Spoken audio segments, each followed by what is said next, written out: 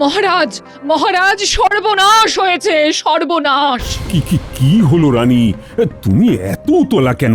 কি হয়েছে? তাড়াতাড়ি বলো, আমি এখন রাজসভায় যাব। মহারাজ, এইবারের বিবাহ বার্ষিকীতে আপনি যে সীতাহারটা বানিয়ে আমাকে উপহার দিয়েছিলেন সেটা চুরি হয়ে গেছে মহারাজ, চুরি হয়ে গেছে। হ্যাঁ, চুরি গেছে?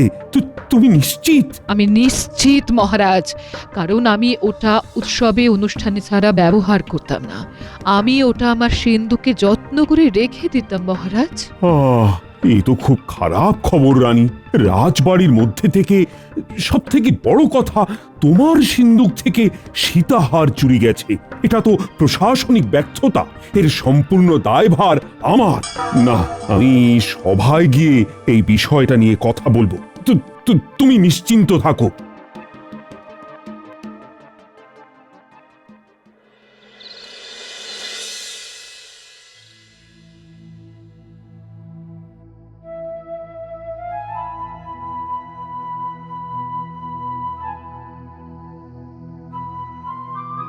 কি হলো মহারাজ, আপনার মুখটা থমথম করছে কেন? কোনো বিপদ আপদ ঘটেছে নাকি? হ্যাঁ, আর কি বলবো, কপাল আমার খুব খারাপ। রানীমার খুব প্রিয় একটা গহনা রানীমার সিন্দুক থেকে চুরি হয়ে গেছে। কি বলছেন মহারাজ? এ তো ভয়ঙ্কর কথা, রাজবাড়িতেই চুরি। সেনাপতি, কাল রাজসভা পাহারায় কে ছিল? আগে মনোহর প্রহরী ছিল মন্ত্রী মশাই। মহারাজ, আপনি একদম নিশ্চিন্তে থাকুন। আমি চোর ধরে রানীমার গহনা রানীমার হাতে তুলে দেব। সেনাপতি, কাল যে প্রহরী রাজসভার পাহারায় ছিল তাকে ডাকো, আমি তাকে কিছু জিজ্ঞাসাবাদ করব। ঠিক আছে মন্ত্রী মশাই, আমি ওকে ডাকতে পাঠাচ্ছি। এই, কে আছো? ওই মনোহর প্রহরীকে ডেকে নিয়ে এসো তো। মন্ত্রী মশাই, আপনার কি মনে হয় চুরিটা কোনো বাইরের লোক করেছে? সেটাই তো তদন্ত করে বার করতে হবে। ওকে তো ডাকছি। এগুলো তোমার বিষয় নয় গোপাল, তোমার কাজ লোককে মনোরঞ্জন করা। তুমি সেটাই ভালো করে করো, কেমন? হ্যাঁ গোপাল, তুমি এই বিষয়ে কোনো কথা বলো না, এটা তো মন্ত্রীর কাজ।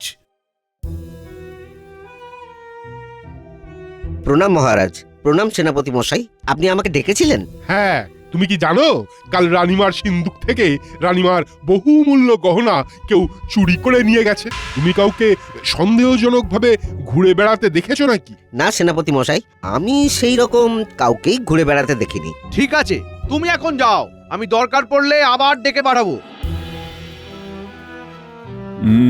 কিছুই তো বোঝা গেল না মন্ত্রী। মহারাজ, কিচ্ছু ভাববেন না, আমি তো তদন্তের ভার নিয়ে নিয়েছি নিজের হাতে। আমি রানীমার গহনা ঠিক বার করে দেব, কোনো চিন্তা নেই। দেখা যাক কোথাকার জল কোথায় গিয়ে দাঁড়ায়। মহারাজ, গহনাটা কি? সীতাহার, রানীকে এই বছর বিবাহ বার্ষিকীতে উপহার দিয়েছিলাম। আমার তো মনে হয় এই চুরি রাজবাড়ির ভেতরের লোক ছাড়া কেউ করেনি। ঠিক আছে, দেখা যাক। আজকের মতো সভা মুলতুবি করে দিলাম। আমার শরীরটা খুবই খারাপ। যথাজ্ঞা মহারাজ। এবার আমি আমার কাজ করব। আমরা তাহলে আজ আসি মহারাজ। ঠিক আছে। আমি সবার শেষে রাজপ্রাসাদের বাইরে যাব।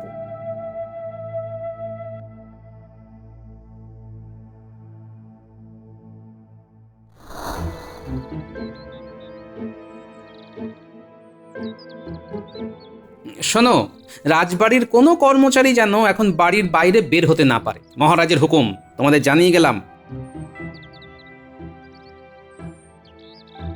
বিজ্ঞানী, একটু দাঁড়াও। কি হলো? আজ তুমি সবার শেষে বার হলে কেন? দরকার ছিল বিজ্ঞানী।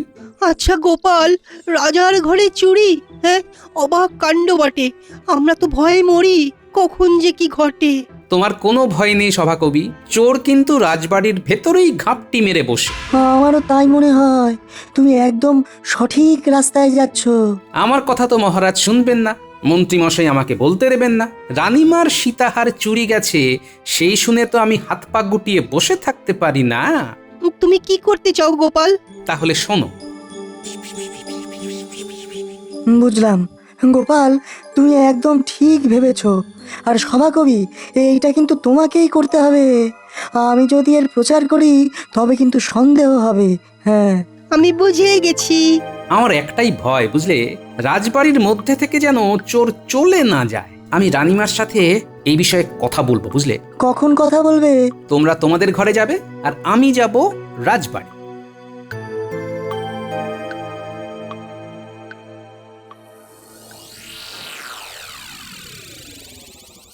দাসী, কিছু বলছেন রানীমা? তুমি চমকে উঠলে কেন? আজ সকাল থেকে যা ঘটনা ঘটছে তাতে সবার মনের ওপর খুব চাপ পড়ছে রানীমা। জানি দাসী, কিন্তু একটা কথা কি জানো, সোনা হারানো বা চুরি যাওয়া খুব খারাপ লক্ষণ। জানি না কি অমঙ্গল ডেকে আনছে জীবনে। তুমি যাও দাসী, আমাকে একটু একা থাকতে দাও, যাও। যথা আজ্ঞা রানীমা।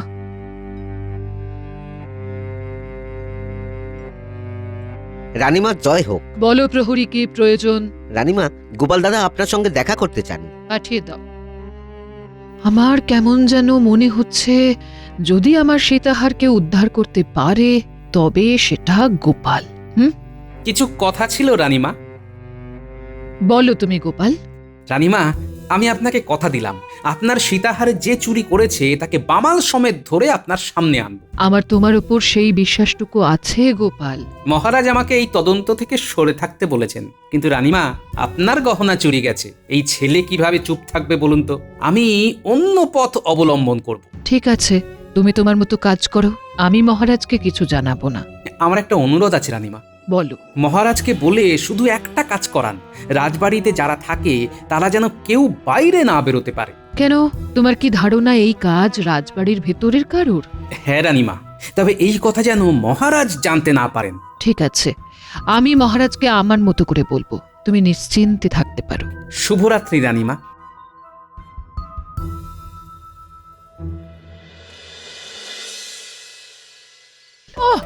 আজকে হলো, এখনো এলো না? এত দেরি তো করে না। কি গো, আজ এত দেরি হলো যে? উমা, বলি কাঁধে ঝোলা কেন? কি আছে ঝোলা? ঝোলায় আছে চোর ধরার যন্ত্র, একটা গুপি যন্ত্র। চোর? কে চোর? কি চুরি হয়েছে? কোথায় চুরি হয়েছে? বলছি সব বলবো। অনেক কথা আছে গিন্নি, হাত মুখটা ধুয়ে আসি, তারপর কর্তা গিন্নি বসবো আজকে রোমাঞ্চকর গল্প বলতে।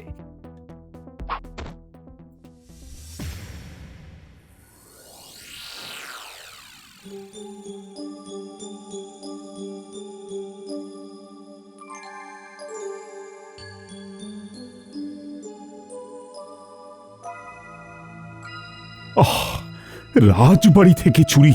ওহ, আমি ভাবতেই পারছি না রানী, কিছুতেই ভাবতে পারছি না। পাহারা বাড়ান মহারাজ, আর একটা কথা ঘোষণা করে দিন, রাজবাড়ির মধ্যে যারা কাজ করে তারা যেন কিছুদিন বাইরে না যায়। সীতাহার পেয়ে গেলে তারা স্বাভাবিকভাবে কাজকর্ম করবে। ঠিক আছে, তাই হবে। মন্ত্রী মশাই কি ভাবছেন? এই মন্ত্রী মশাইয়ের উপরে আমার বিন্দু মাত্র ভরসা নেই। না না না, মন্ত্রী বলেছে খুব তাড়াতাড়ি চোর ধরা পড়ে যাবে। হলেই ভালো। আচ্ছা, এই চুরি সম্পর্কে গোপালের কি মত? গোপাল অনেক কিছু বলতে এসেছিল, আমি গোপালকে কিছু বলার সুযোগ দিইনি। আচ্ছা, ও এই সম্পর্কে কি কথা বলবে বলতো? শুধু শুধু কিছু সময় নষ্ট আর শক্তি ক্ষয়। বুঝলাম। এবার বুঝলে তো তোমাদের কি করতে হবে? বুঝেছি, আমাদের প্রচার করতে হবে। সত্যি বলি, তোমার কি বুদ্ধি? রানীমার পছন্দের সীতাহার নিয়ে চোর পালাবে, অত সোজা? আচ্ছা, একটা কথা, এই যে তুমি রাজসভায় থাকবে না, তাতে মহারাজের সন্দেহ হবে না? আরে বাহ, তুমি দেখছি ঠিক আমার মতোই ভাবছো। এই তো, এই না হলে গোপালের গিন্নি। তুমি ঠিক ভেবেছো। আমিও কি করব ভেবে নিয়েছি। তুমি কি করবে গো? আমি এমন বিরক্ত করব যাতে করে মহারাজ বিরক্ত হয়ে আমাকে রাজসভা থেকে বার করে দেবে। ব্যাস, রাস্তা পরিষ্কার। কি বাবা রে বাবা, বলি সত্যি বুদ্ধি বটে তোমার।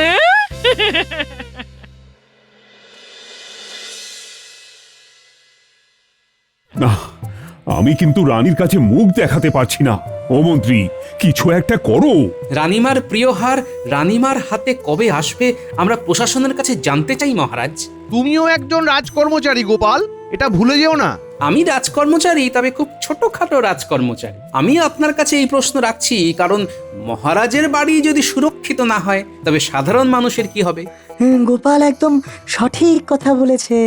এই রে, এরা প্রশ্ন করছে, ওদেরকে চুপ করাতে হবে, চুপ করাতে হবে। গোপাল, তুমি কিন্তু এই রকম অবস্থায় এই ধরনের বিদ্রোহমূলক কাজ করতে পারো না। কথাটা তো মিথ্যে নয়। আমরা কি আদৌ সুরক্ষিত? মহারাজ, গোপাল কিরকম ভাবে কথা বলছে দেখুন। এখন এই সময় কোথায় একজোট হয়ে কাজ করতে হবে তা না, রাজসভার অন্দরে বসে লক্ষ্য পাচ্ছে। গোপাল, তোমাকে আমি সতর্ক করছি, তুমি এই ধরনের কথাবার্তা বলা বন্ধ করো। মহারাজ, আমরা আতঙ্কিত। রাজবাড়ি সুরক্ষিত নয়, এটা ভাবতে হচ্ছে। আমরা আমাদের কথা কোথায় জানাবো বলুন? আমরা কোথায় জানাবো? গোপাল, এবার চুপ করো, কিন্তু আমি তোমাকে শেষবারের মতো সতর্ক করছি। মহারাজ, আমার প্রশ্নটা মন্ত্রী মশাইয়ের কাছে। মন্ত্রী মশাই তো তদন্ত করছেন রানীমার সীতাহার চুরির বিষয়টা। আমরা তদন্তের অগ্রগতিটা জানতে পারবো না? না, তদন্তের সুরক্ষার জন্য আমি তোমার মতো মানুষকে কিচ্ছু জানাবো না। গোপাল নিশ্চয়ই কিছু একটা ভেবেছে। না, তা বললে তো হবে না মন্ত্রী মশাই। আমরা রাজকর্মচারী, সে যেরকম কর্মচারী হই না কেন। গোপাল, তুমি আমার ধৈর্যের বাঁধ ভেঙে দিলে। আমি কিন্তু তোমাকে আজ চরম শাস্তি দেব। দিন না, আমি তো চাই আমাকে শাস্তি দেবেন, আমাকে বরখাস্ত করবেন। তবেই তো খেলাটা জমবে। চরম শাস্তি দেবেন মহারাজ? হ্যাঁ হ্যাঁ, তোমাকে চরম শাস্তি দেব।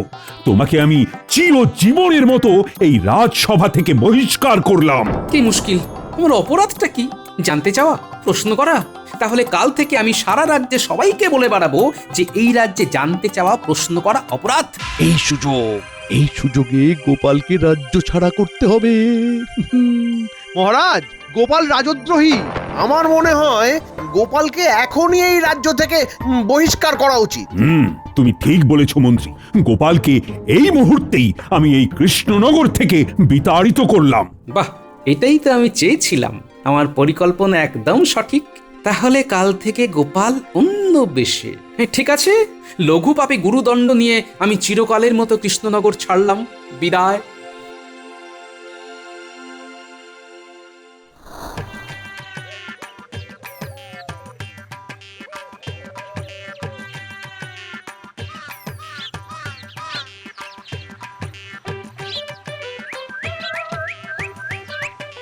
ভালোই হলো, পুটিদের সাথে দেখা হয়ে গেল। কাল তো ওদের সাহায্য লাগবে।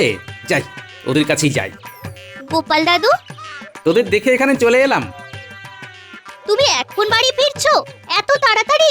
আর কি করব বল, রাজসভার কাজটা আমার চলে গেল রে। মহারাজ আমাকে তাড়িয়ে দিলেন। তাহলে এখন থেকে তুমি কি করবে গোপাল দাদু? কিছু একটা তো করতে হবে। চল বাড়ি, ওখানে বসে আমাদের অনেক কিছু আলোচনা করতে হবে। ঠিক আছে, তাই হবে। চলো তবে।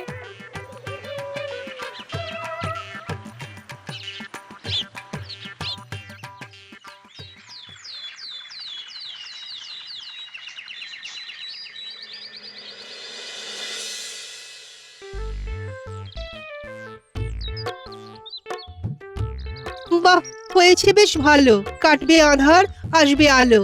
গণৎকারের গণনা সারা হবে, আনন্দেতে মেতে উঠবো সবে। আমি এখন যাই মহারাজের কাছে, তাকে অনেক কথা বলার আছে।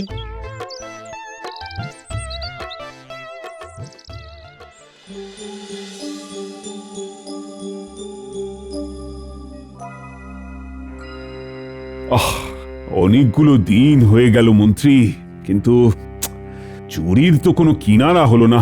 আমি যে রানীর কাছে মুখ দেখাতে পারছি না, এদিকে একটার পর একটা দিন চলে যাচ্ছে। আমি তো চেষ্টা করছি মহারাজ। চেষ্টা সে তো গত কয়েকদিন ধরেই করছো, কিন্তু তাতে কি চিড়ে ভিজবে?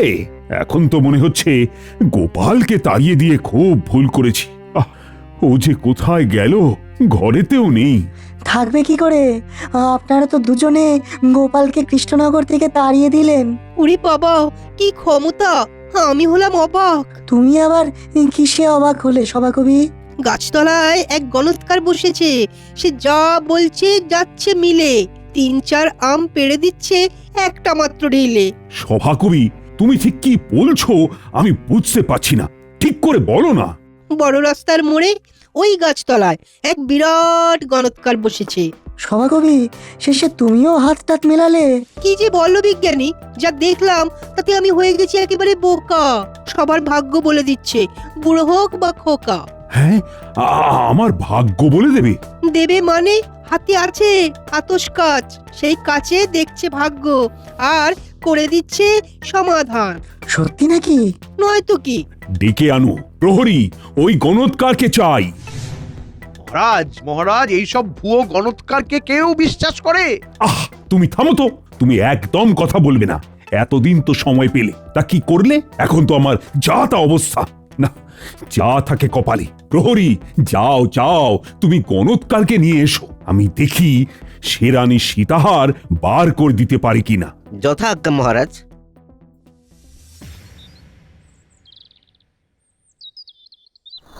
এই গণৎকার ছাড়া আমার আর কোনো উপায় নেই। আমারও বলছে মন প্রতিক্ষণ, গণৎকারের গণনাই হবে শুভ সমাপন। বলছো? বলছি। আমার এইসবে বিশ্বাস নেই। গুনে বলবে হার কোথায়? এইসব বিদ্যা যে সে বিদ্যা নয়, আমার বিশ্বাস আছে। গণৎকারের নাম শুনে আপনি কেন এত উচাটন?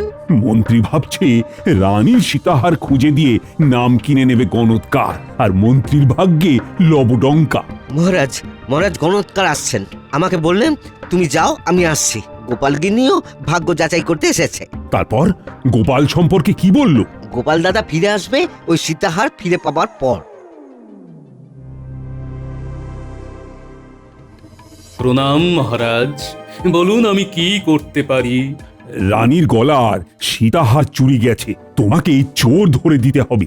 চোর চোর, ক্রিং মিরিং ছুং হন্তমন্ত ছিড়িং ছাক। গায়ে কাঁটা দিচ্ছে। দেখো দেখো রাজজ্যোতিষী, ওই গায়ে হাত দিয়ে দেখো। বুড়ুং ফট, চোর এই রাজবাড়িতেই আছে। তুমি বলে দিলে চোর রাজবাড়িতেই আছে, বললেই হলো। হ্যাঁ, আচ্ছা, তোমার অসুবিধেটা কিসের বলো তো? গণৎকার যদি গণনা করে বার করে দেয়, তবে তো তোমারও খুশি হবার কথা। হ্যাঁ, মানে সেটা তো ঠিক কথা। নাও গণৎকার, তুমি গুনে বলো আমাদের রানীমার সাধের সীতাহার ঠিক কার কাছে আছে। মহারাজ, রাজপুরীর অন্তরে যারা থাকে তাদের এখানে আনার ব্যবস্থা করা হোক। যাও প্রহরী, যাও, সবাইকে ডেকে নিয়ে এসো।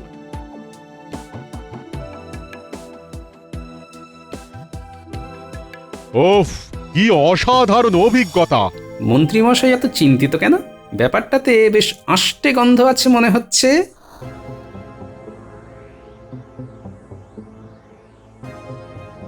আমরা সবাই এসে গেছি।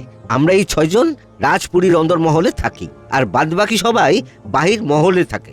আমার এই ঝোলায় 6টা জাদু কলসি আছে। তোমরা এই 6টা কলসি নাও। এই নাও কলসিগুলো।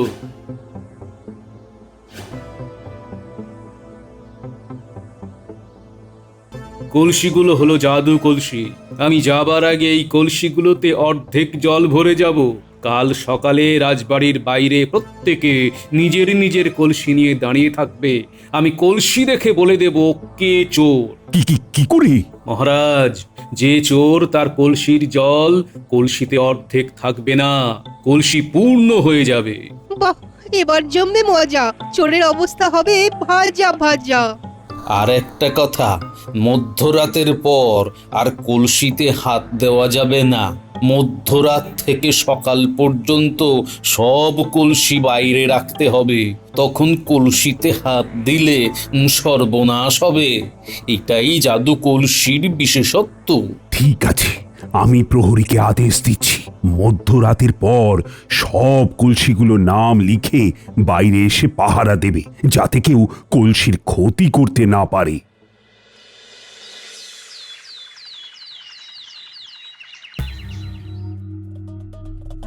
তোমরা সবাই তোমাদের কলসি নিয়ে এসেছো। এবার আমি দেখব কার কলসির জল পূর্ণ। দেখি তোমার কলসি। বাহ, অর্ধেক আছে। এবার মালি ভাই, দেখি তোমার কলসি।